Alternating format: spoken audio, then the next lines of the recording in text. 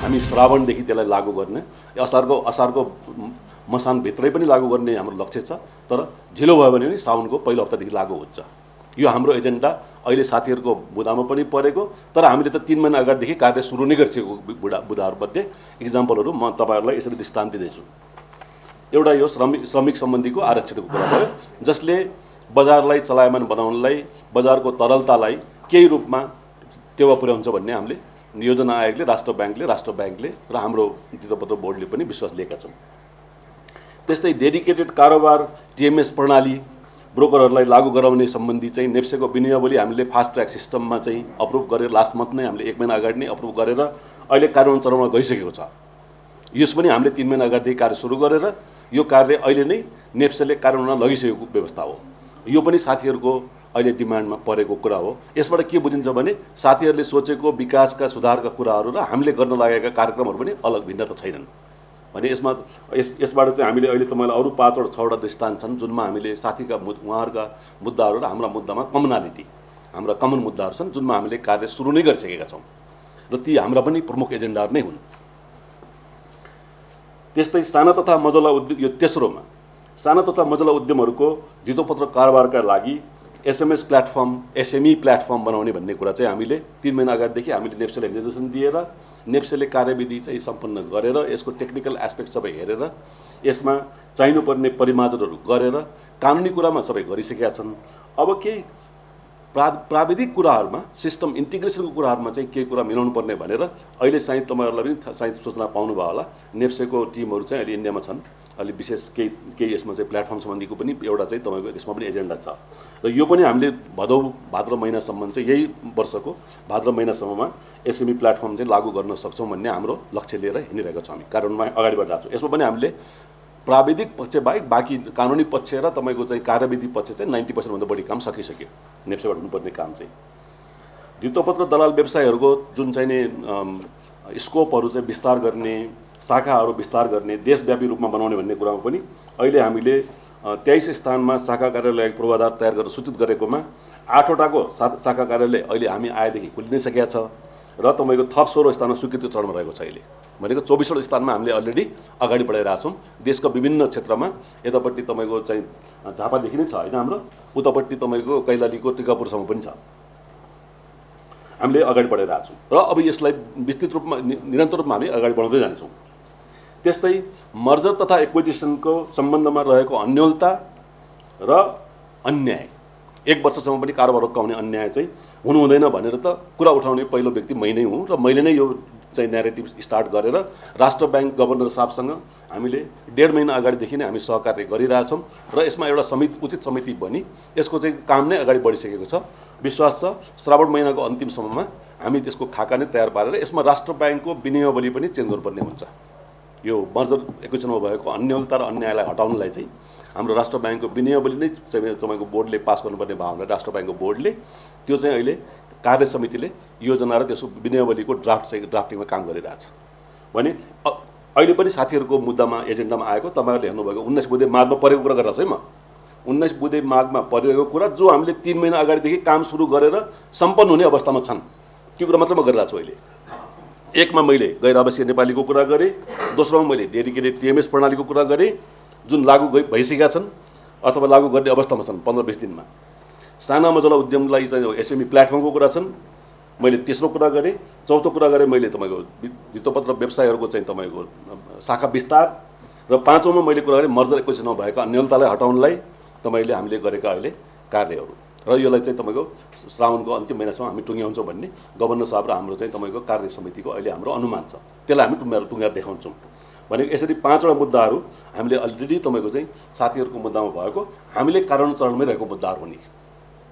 त्यसबाहेक अब धितोपत्र दलाल व्यवसायको व्यावसायिक अभिवृद्धिको लागि पनि बोर्डबाट उक्त व्यवसायहरूको पुँजी वृद्धि तथा कार्यक्षेत्र विस्तार सम्बन्धी कार्य अगाडि बढाइसकेको छ।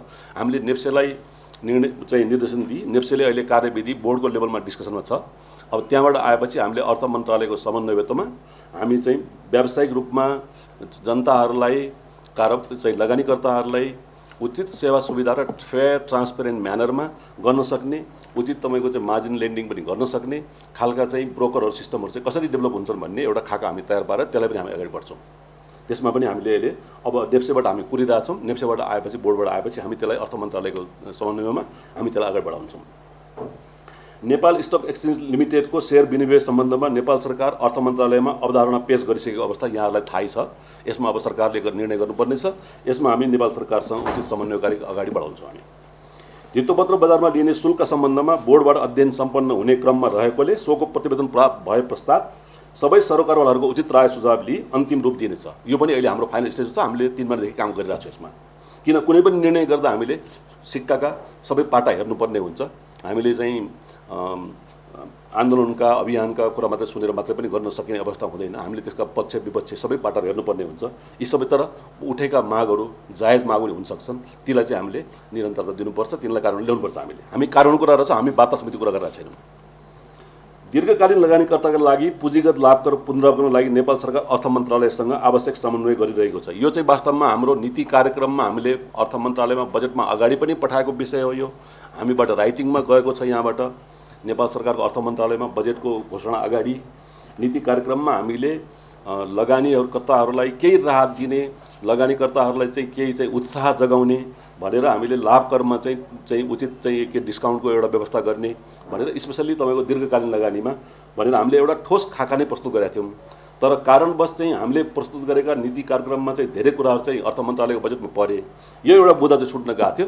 अहिले यो छुटेको बुँदालाई पनि समावेश गराउनलाई हामीले उचित पहल गरिरहेछौँ। हरेक दिन हामी गरिरहेछौँ पहल चाहिँ, र यो पनि हामी गरेर यो चाहिँ मलाई आशा छ यो 1 महिनाभित्रमा हामी चाहिँ यसलाई गरेर देखाउन सक्छौँ भन्ने। मैले आज बिहान मात्रै पनि अर्थमन्त्रीज्यूसँग सल्लाह गरेको विषयमा यो बजेटमा छुटेको थियो, हाम्रो नीतिमा परेको कुरा हो, तर अर्थको चाहिँ पछि बजेट स्पिचमा आएन, यसलाई चाहिँ इन्क्लुड कसरी गर्न सकिन्छ भन्ने कुरा उहाँले कानुनी राय लिइरहनु भएको छ। यो जुन दीर्घकालीन लगानीमा चाहिँ पुँजीगत लाभ करमा जुन छुटको विषयमा धितोपत्र बजारमा नयाँ अजार वितरण सम्बन्धमा नेपाल स्टक एक्सचेन्जबाट अध्ययन भई कार्यान्वयनको चरणमा रहेको छ। यो पनि अहिलेको डेलिगेसन इन्डियामा छ। र प्लस हजुरहरूले हाम्रो नीति कार्यक्रम अहिले जुन नेपाल सरकारबाट बजेटमा आएको छ त्यसमा हेर्नुभयो भने पनि हामीले चाहिँ यो बजारको डाइभर्सिफिकेसन र बजारमा चाहिँ उपकरणको डाइभर्सिफिकेसन पनि हामीले राखेका छौँ। प्राइभेट इक्विटी भेन्चर क्यापिटलका प्लस चाहिँ तपाईँको यो अप्सन फ्युचर्स अप्सनहरू पनि हामीले त्यसमा आएका छन्, नीति कार्यक्रम आएका छन्।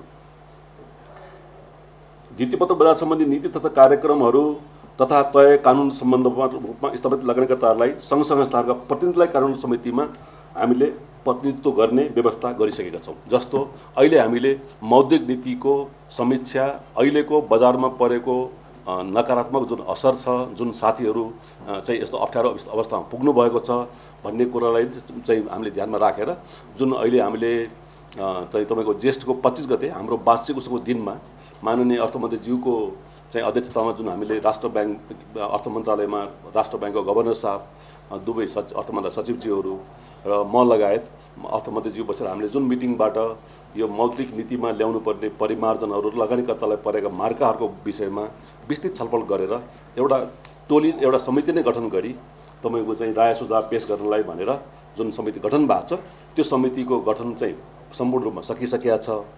त्यो सकिएर अहिले हामीले अस्ति चाहिँ त्यसको मिटिङ बसेर त्यो मिटिङले अब सम्बन्धित पक्षहरू सरकारवाला भनेको तपाईँको चाहिँ हाम्रा साथीहरू जुन चाहिँ अहिले चाहिँ हाम्रो यसमा विज्ञ साथीहरू हुनुहुन्छ, जुन सरकारवाला साथीहरू हुनुहुन्छ र लगानीकर्ता सङ्घहरू जो नेपाल सरकारबाट मान्यता प्राप्त छन् ती सङ्घका प्रतिनिधिहरूलाई पनि त्यसमा बोलाएर उहाँहरूको उचित सुझाव र राय पनि लिने भन्ने एउटा कुरा छ।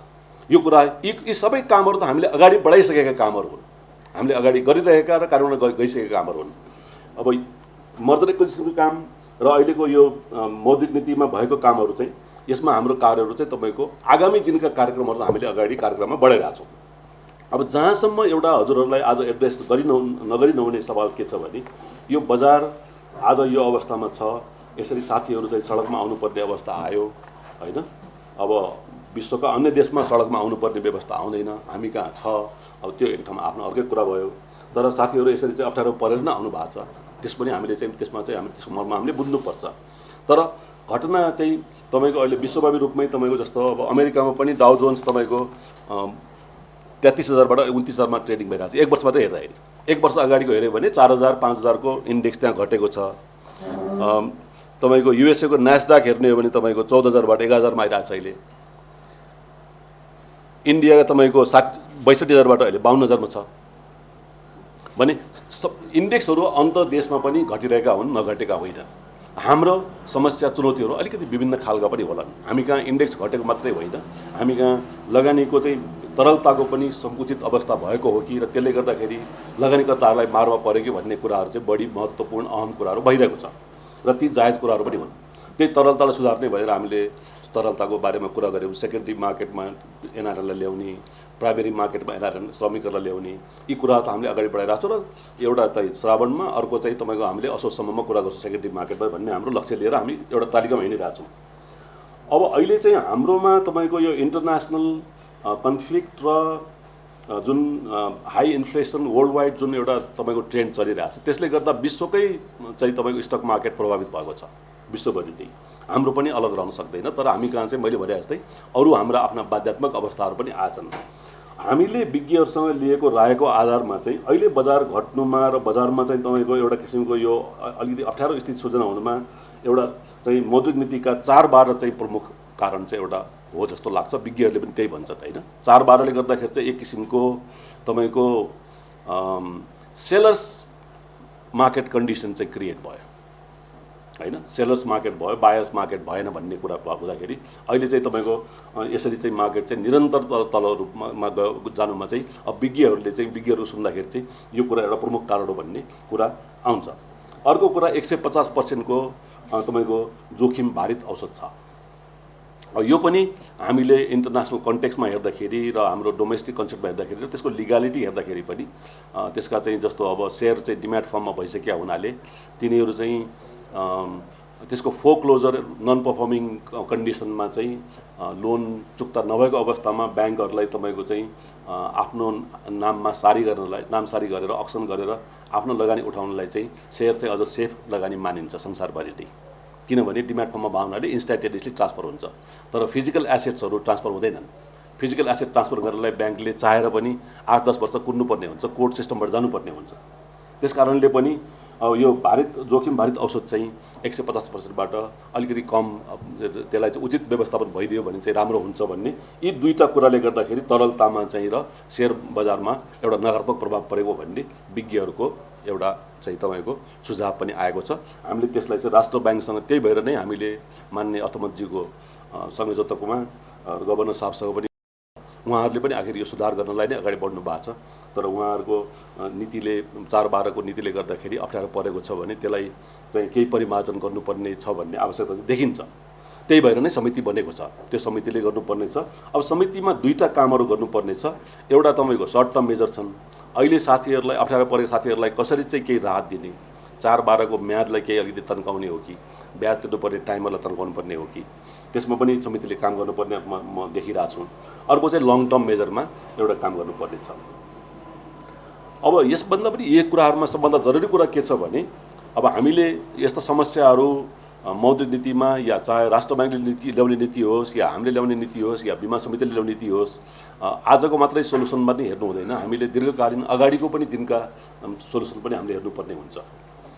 मलाई मेरो आफ्नो अन्तर्राष्ट्रिय अनुभवको आधारमा म आफू चाहिँ म के भन्न सक्छु भने राम्रो प्रोटोकल चाहिँ कस्तो हो भने बजारमा वित्तीय क्षेत्रमा गाँसिएका संस्थाहरू जस्तो नेपालको वित्तीय क्षेत्रमा गाँसिएको नियमनकारी संस्था भनेको नेपाल राष्ट्र ब्याङ्क हुनुहुन्छ, हामी छौँ, त्यसपछि बीमा समिति छ।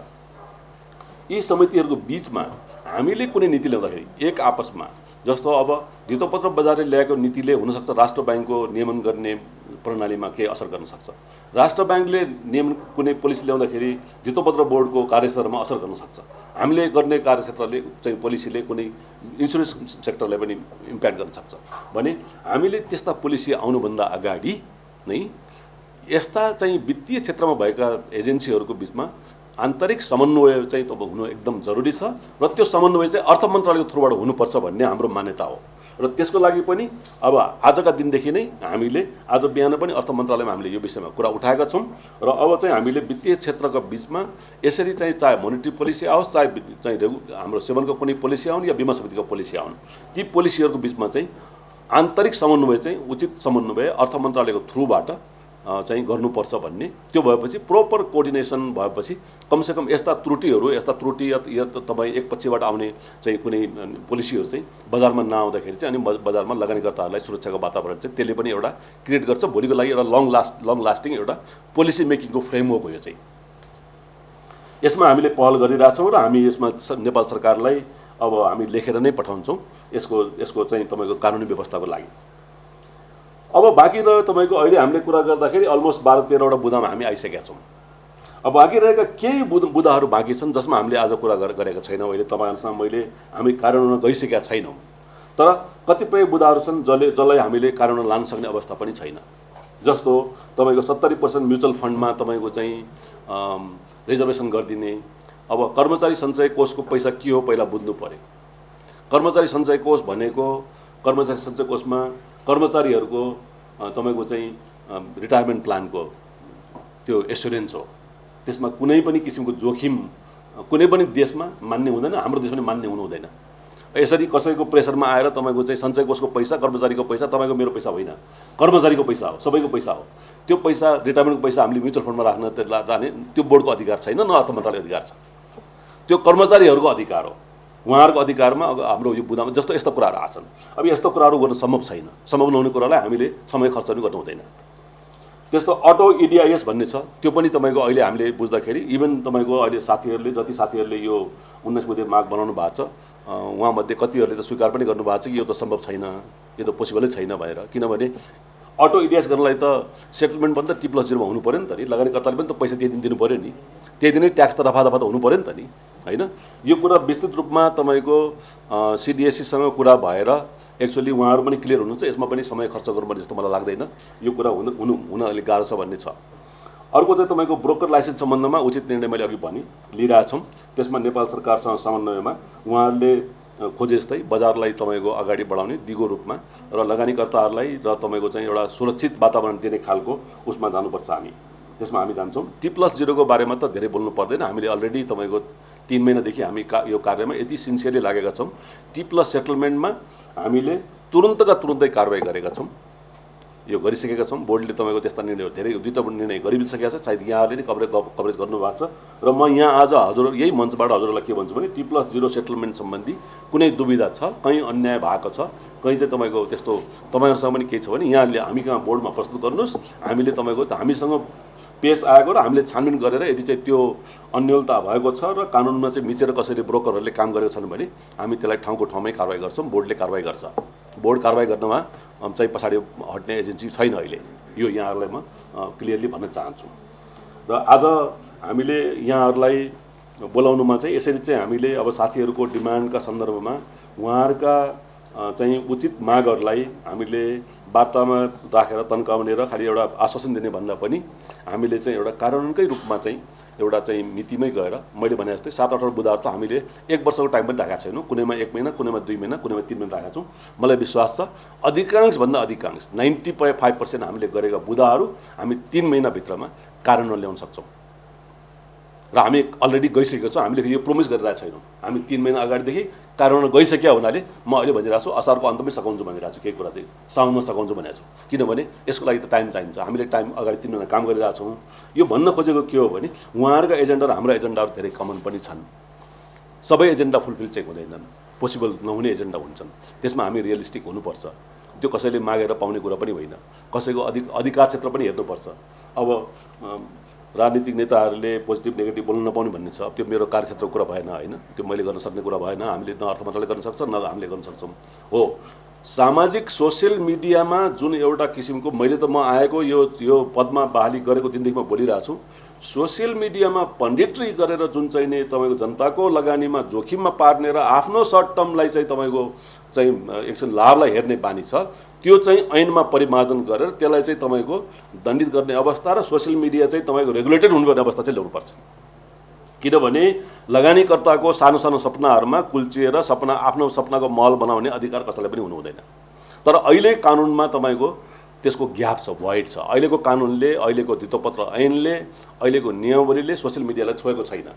अहिले हामीले बारम्बार अर्थ मन्त्रालयसँग श्रीपाद सरकारसँग यो कुरा गरिरहेछौँ। श्रीपाद सरकार नेपाल सरकार र अर्थ मन्त्रालय यसमा असाध्यै सिरियस छ। नेपाल सरकार र अर्थ मन्त्रालय धेरै सिरियस छ यो विषयमा। उहाँहरूले पनि हामीलाई चाँडोभन्दा चाँडो कानुनी जुन हाम्रो चाहिँ प्रबलीकरण समितिहरू हुन्छन्, हाम्रो कानुन मन्त्रालयतर्फ जानुपर्ने हुन्छ, हामीले ती सबै कुराहरूलाई चाहिँ ल्याएर एउटा प्रस्ताव ल्याउनुहोस्, किनभने यी कुराहरू चाहिँ समेट्नुपर्छ। यी कुराहरूले चाहिँ गर्दाखेरि बजारमा जुन किसिमको चाहिँ तपाईँको अलि एडभान्टेज सिकिङ जुन एउटा टेन्डेन्सी हुन्छ, ती टेन्डेन्सीहरूलाई चाहिँ निरुत्साहित गर्ने र कानुन रूपमा नै अनि अधिकतमभन्दा अधिकतम सजायमा लाने व्यवस्था चाहिँ हामीले लागू गर्नुपर्छ। त्यसले गर्दाखेरि चाहिँ तपाईँको कसै पनि लगानीकर्ताको तपाईँको भविष्यमाथि कसैले आफ्नो तपाईँको सेल्फ इन्ट्रेस्टमा चाहिँ फाइदा लिने वातावरण चाहिँ नबनोस् भन्नुको लागि चाहिँ यो कुरा पनि उहाँहरूको मुद्दा र हाम्रो मुद्दामा हाम्रो सोचाइमा एउटै मुद्दा हो, कमन एजेन्डा छन्। यसकारण हामीहरूले आज मेरो रिक्वेस्ट उहाँहरू साथीहरूलाई के छ भने हामी कार्यान्वयनको दिशामा अगाडि बढिसकेका हुनाले, आज मात्रै होइन 3 महिना अगाडिदेखि हामी अलरेडी बढिसकेका हुनाले म साथीहरूलाई चाहिँ ससम्मान यो अनसनको कार्यक्रम अन्त्य गरी बरु हामीलाई चाहिँ यो सघाउनु पर्यो। किनभने अब दिनको दिन यसरी चाहिँ हाम्रो गेटको अगाडि नै बन्द भयो भने त हाम्रो कार्यान्वयन मैले दिएको मितिहरूमा म पनि चुक्न सक्छु फेरि, होइन? त्यो कुरा यहाँहरूले पनि न्याय दिनु पर्यो, मिडियाले पनि एउटा उचित न्यारेटिभलाई बजारमा इस्टाब्लिस गर्नु पर्यो, उहाँहरूले पनि उचित न्यारेटिभलाई विश्वास गर्नु पर्यो। किन हामीहरूको सबैको इन्ट्रेस्ट भनेको सामूहिक हितको कुराहरू हामीले गर्ने हो, व्यक्तिगत र सानो समूहको हितको कुरा हामीले गर्ने होइन, हामीले ठुलो समूहको हितको कुरा गर्ने हो। र त्यसका लागि चाहिँ उहाँ साथीहरूको पनि हामीलाई सहयोग चाहिन्छ, उहाँहरूको पनि सद्भाव चाहिन्छ र उहाँहरूले राम्रा मुद्दाहरू उठाउनु भएको छ। ती मुद्दालाई हामीले असाध्यै कदर गरेका छौँ, त्यही भएर हामी त्यसलाई चाहिँ कार्यान्वयन लगिसकेका छौँ र लान्छौँ र त्यसलाई सम्पन्न गरेर छोड्छौँ। हामी बरु यदि हामीले 6 महिनामा भनेको काम हामी 6 महिनामा सकेनौँ भने बरु त्योभन्दा बढी आन्दोलनको लागि चाहिँ हामी हकदार हुन्छौँ, बरु उहाँले बरु गर्न सकिन्छ। त्यसको लागि चाहिँ म रेडी छु, म अकाउन्टेबल छु, हाम्रो पुरा टिम हाम्रो पुरा संस्था अकाउन्टेबल छ। हामीले बोलेका कुराहरू हामी पुर्याउँछौँ, नपुर्यायो भने हामी सुन्न तयार छौँ, तर पुर्याउनुभन्दा अगाडि शङ्का गरेर मात्रै हुँदैन। शङ्काको दृष्टिले हेर्नु भएन, हामीलाई काम गर्ने वातावरण चाहिँ दिनु पर्यो, बजारले पनि दिनु पर्यो, यहाँहरू चाहिँ मिडियाका साथीहरूले पनि दिनु पर्यो।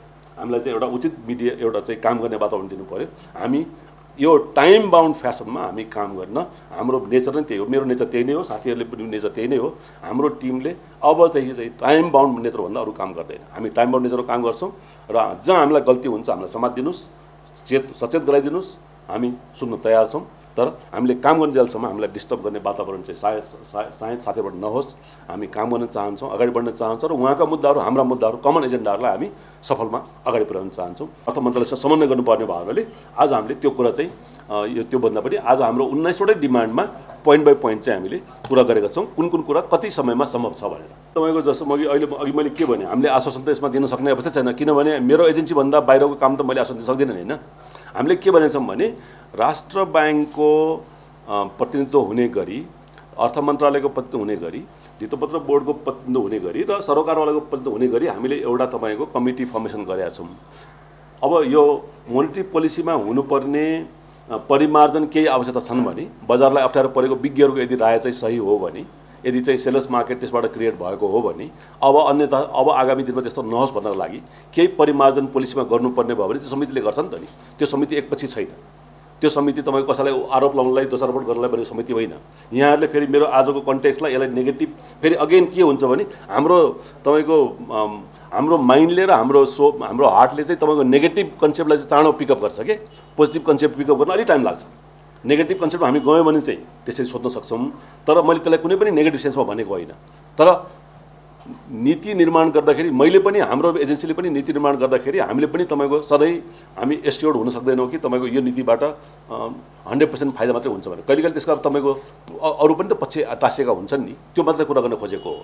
कतै राम्रो नीतिको आयोले पनि अल्टिमेटली बजारलाई चाहिँ अहिलेको अवस्थामा सायद अब तपाईँको तरलता, इन्टरनेसनल कन्फ्लिक्ट नभइदिएको भए, ब्याङ्किङ सिस्टममा लिक्विडिटी क्राइसिस नभइदिएको भए सायद त्यसले असर गर्दैन थियो होला। तर यताबाट पनि च्यापेको उताबाट पनि च्यापेको गर्दाखेरि सायद त्यो चाहिँ तपाईँको अलिक प्रभावित कुरा पर्न आयो होला। त्यही भएर यो अलिकति कम्प्लेक्स विषय हो, त्यही अध्ययन गरेर भन्छ हामीले। त्यसको असर पर्यो भन्दा पनि हामीले किटानी गरेर भनेका छैनौँ। विज्ञहरूको भनाइमा चाहिँ त्यसले गर्दाखेरि सेलर मार्केट क्रिएट भयो कि भन्ने मैले अघि शब्द पनि प्रयोग गरेको थिएँ। सायद हजुरले अब त्यसलाई कुन चिजमा उठाउनु खोज्दाखेरि आफूलाई चाहिँ कन्भिनियन्स हुन्छ त्यसमा हामी जान खोज्यो भने चाहिँ त्यो हो होइन, we can go any route. तर हामीले हेर्नुपर्ने के हो भने you have to notice my word. मैले के भनेको थिएँ भने विज्ञहरूले चाहिँ यो अहिलेको अवस्थामा, अहिलेको एक्सेसिभ लिक्विडिटीको स्क्विज भएको अवस्थामा त्यो नीतिले गर्दाखेरि चाहिँ तपाईँको सङ्कुचित चाहिँ अर्को एउटा कुनै एक्स्ट्रा तपाईँको चाहिँ फ्याक्टर गर्यो कि सेलर्स मार्केट बनाउनेलाई चाहिँ तपाईँको एउटा थप योगदान गर्यो कि अरू फ्याक्टरले त घोचिरहेको थियो भन्ने कुरा आएको हुनाले यसलाई त्यही परिमार्जन गर्नलाई तपाईँको अध्ययन गर्नलाई राम्रो हो कि होइन केही त्यसका चाहिँ नकारात्मक प्रभाव परेछ भने त समिति गठन भएको छ हो त्यो मिल्दैन हामीले हचुवामा तपाईँको केही पनि कुरा गर्न मिल्दैन आज हामी के कुरा गरिरहेछौँ भने फेरि यहाँले फेरि एक्चुअली बुझ्नु पर्यो हामीले के भनिरहेछौँ भने कुनै पोलिसीलाई राइट र रङ हामीले भनिरहेको छैनौँ हामीले के भनिरहेको छौँ त्यसको नकारात्मक असरलाई पनि पर्ने हुन्छ र हेरेर तपाईँको चाहिँ निर्णयमा आउनुपर्ने हुन्छ एउटा कुरा त्यो त्यसको लागि समिति गठन भएको छ अर्को कुरा मैले के भने हजुरले त्यसलाई पनि पिकअप गरिदिनु होला अर्को के भने वित्तीय क्षेत्रका नियमनकारी निकायहरूको बिचमा यस्ता अवस्था नआओस् र त्यस अलिकति मेच्योर्ड पोलिसीहरू र वेल थट पोलिसीहरू आओस् भन्नको लागि अबका दिनमा हामीले गर्दा पनि मिस्टेक नहोस् भनेर बीमा समितिले गर्दा पनि मिस्टेक नहोस् भनेर यो कुनै राष्ट्र ब्याङ्कको मात्रै कुरा होइन यो धितोपत्र बजारले गर्ने बीमा समितिले गर्ने राष्ट्र ब्याङ्कले गर्ने हरेक पोलिसीहरूमा चाहिँ हामीले पोलिसी फर्मुलेसन गर्दाखेरि सबैभन्दा बढी क्षेत्रको हामीले राय लिन सक्यौँ र स्पेसल्ली त्यस सेक्टरमा काम गर्ने एजेन्सीहरूको पनि हामीले उचित सुझाव लिन सक्यौँ भने अलिकति मेच्योर्ड अलिकति तपाईँको चाहिँ मोर रिफाइन र वेल थट पोलिसी आउँछ भन्ने खोजेको मात्रै एउटा न्यारेटिभ स्ट्याब्लिस खोजे हो होइन आज हामीले यहाँ बसेर हामी त सकारात्मक पक्षमा अगाडि बढ्ने दिनमा हामीलाई त तपाईँको अहिले बजारलाई तपाईँको अगाडि बढाउनलाई बजारलाई पोजिटिभ न्यारेटिभ दिनलाई पोजिटिभ दिशा लानलाई राष्ट्र ब्याङ्कको ठुलो चाहिँ हामीलाई सहयोग चाहिन्छ राष्ट्र ब्याङ्क एउटा असाध्यै जिम्मेवार संस्था हो हामीले यस्तो तपाईँको हचुवा कुरा कसरी गर्न मिल्छ राष्ट्र ब्याङ्कको बारेमा हामीले भनेको के भने समिति बनेको छ समितिले नकारात्मक चाहिँ त्यसको पोजिटिभ र नेगेटिभ सबै एस्पेक्टलाई हेरेर अब आउने दिनमा गर्नुपर्ने लङ टर्म स्ट्राटेजी र अहिले सर्ट टर्ममा केही गर्नुपर्ने छ कि भन्ने कुरामा चाहिँ कार्यदिशामा अगाडि बढ्नेछ हामी त्यसमा नेपाल सरकारलाई सुझाव दिइरहेछौँ भनेको आज हामीले यो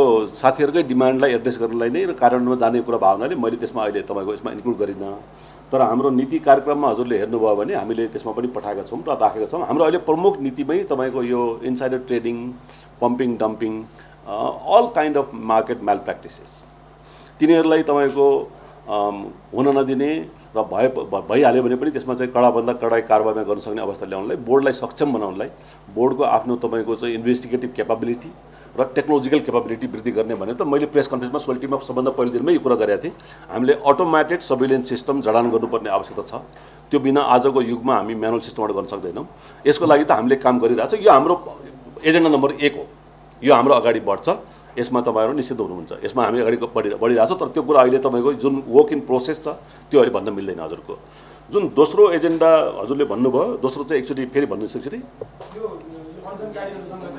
ए हो हजुर जस्तो अब हाम्रो हरेक दिन म हिजोसम्म बिदामा थिएँ म हिजो मात्रै आइपुगेँ होइन मेरो अनुपस्थितिमा हाम्रो विनयजी निमित्त हुनुहुन्थ्यो विनयजीले उहाँहरूसँग डेली रूपमा हरेक दिन केही न केही कुराहरू एड्रेस गर्नुभएको छ उहाँहरूसँग अब उहाँहरू त हाम्रो प्राङ्गणको अगाडि नै हुनुहुन्छ होइन म हिजो पनि एयरपोर्टबाट मैले अघि भने पनि थिएँ सायद हजुरले अलिकति त्यसमा अलिकति स्किप गर्नुभयो होला म हिजो मात्रै आएर सिधै उहाँसँगै वार्ता म त्यहाँ गर्न गएको थिएँ र उहाँकै सुझावमा अहिले हामीले उहाँहरूले पनि अब त्यो कुनै वार्ता समिति बनाउने उहाँहरूको मनसाय देखिएन अब फेरि म पनि तपाईँको चाहिँ प्राइभेट सेक्टरबाट आएको मलाई पनि तपाईँ यो वार्ता समिति बनाउने समय तन्काउने र तपाईँको चाहिँ आन्दोलनलाई चाहिँ खालि तपाईँको चाहिँ यसो अलिकति तपाईँको स्लो बनाएर अनि आफू चाहिँ निस्किने उपायमा चाहिँ म त्यसमा विश्वास गर्दिनँ मैले त्यही भएर आन्दोलन वार्ता भन्दा पनि हामी चाहिँ कार्यान्वयनमै इम्प्लिमेन्टेसनमै जाने भनेर हामी अलरेडी गइरहेको अवस्था नै भइरहेको हुनाले हामी इम्प्लिमेन्टमै जाने हो त्यसमा उहाँहरूको साथ सहयोग चाहिन्छ भने मैले अघि नै भने हिजै आएर मैले भेट्सेँ पहिलो म घर जानुभन्दा अगाडि म यहाँ सेवन पसेर गएको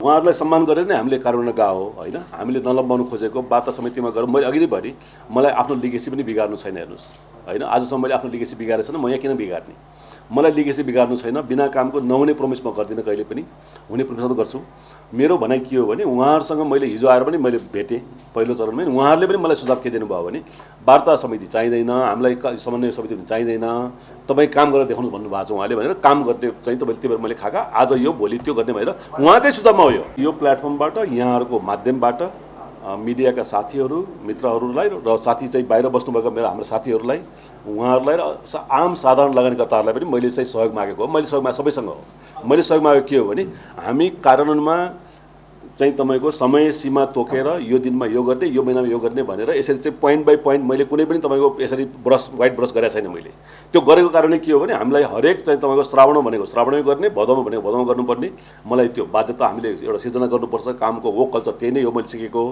त्यो गर्नलाई एउटा उचित वातावरण चाहिन्छ, सबैको चाहिन्छ, उहाँहरूको पनि चाहिन्छ, यहाँहरूको पनि चाहिन्छ, अरू यहाँ आउनु नभएको र उहाँ पनि आउनु नभएको सबैको चाहिन्छ भन्न खोजे हो। मेरो बिन्ती, मेरो अनुरोध चाहिँ त्यो हो होइन। सबै अनुरोध त मानिँदैन नि होइन, अनुरोध गर्न मिल्छ, अपेक्षा गर्न मिल्छ, भएन भने हामीले अझ काम गरेर देखाउँछौँ नि, काम गरेर देखाउँछौँ। हामीले चाहिँ अर्को उपाय छैन हेर्नुहोस् हामी। तर म तपाईँको वार्तामा बसेर समय नष्ट गर्ने मान्छे चाहिँ होइन।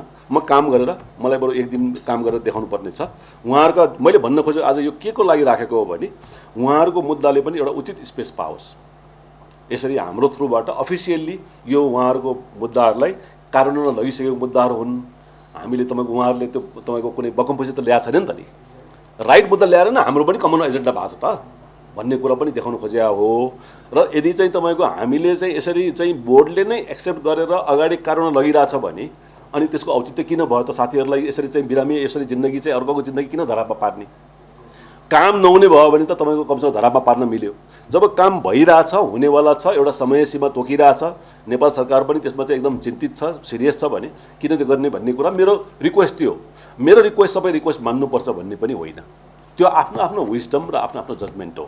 यो चाहिँ के छ भने जस्तो तपाईँले भन्नुभएको जस्तो वित्तीय क्षेत्रको हकमा चाहिँ राष्ट्र ब्याङ्कको विनियावलीमै छ। यो तपाईँको मर्जर एक्विजिसन हुँदाखेरि नेप्सेमा तपाईँले कारोबार भएको चिट्ठी लिएर मात्रै एप्लाई गर्नुपर्छ।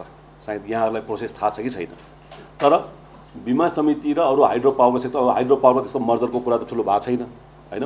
सबै मर्जर एक्विजिसन बढी ब्याङ्किङ सेक्टरमै भएको छ, बिमा समितिमा बिमा सेक्टरमा भएको छ भनेपछि तपाईँको अहिले बिमा समितिले चाहिँ राष्ट्र ब्याङ्कमा भएको विनियावली गर्दाखेरि त्यसलाई युनिफर्मिटी गर्न भनेर केही चिठी लेखेको आधारमा नेप्सेले रोकेको देखिन्छ। हामीले बोर्डले नेप्सेलाई यदि चाहिँ कुनै नियमकारी निकायमा नभएको अवस्था छ भने त्यसमा चाहिँ फुकुवा गर्ने अवस्था सिर्जना गर भनेर नेप्सेलाई हामीले चाहिँ निर्देशन जारी गरिसकेका छौँ। तर यो विषयमा चाहिँ राष्ट्र ब्याङ्कको गभर्नर साहब र समस्त टिम पनि असाध्यै पोजिटिभ भावनाले यो मर्जर एक्विजिसनमा चाहिँ यसलाई सरल सहजता ल्याउनुपर्छ र उचित तपाईँको कार्यान्वयनमा लानुपर्छ। गल्ती गर्नेलाई ठाउँको ठाउँमा कारवाही गर्नुपर्छ, तर गल्ती गर्नेको भरमा चाहिँ तपाईँको गल्ती गर्यो भन्दैमा एकजनाले गल्ती गर्यो भने 100 जनालाई दुःख दिन पाइँदैन भन्ने कन्सेप्ट सबले बुझ्नु भएको छ। र त्यसमा चाहिँ मर्जर एक्विजिसनमा सम्पूर्ण सेक्टरमा चाहिँ तपाईँको यस्तो अन्योलता हुनु हुँदैन भन्ने सबैको मान्यता छ। अहिले चाहिँ तपाईँको नेप्सेले इन्सुरेन्स सेक्टरमा पनि सहजीकरण गरिरहेछ। तपाईँको यो श्रावणको अन्तिम महिनापछि रोक्का कसैको हुँदैन, हामी त्यसलाई तपाईँको गरेर देखाउँछौँ, रोक्का हुँदैन।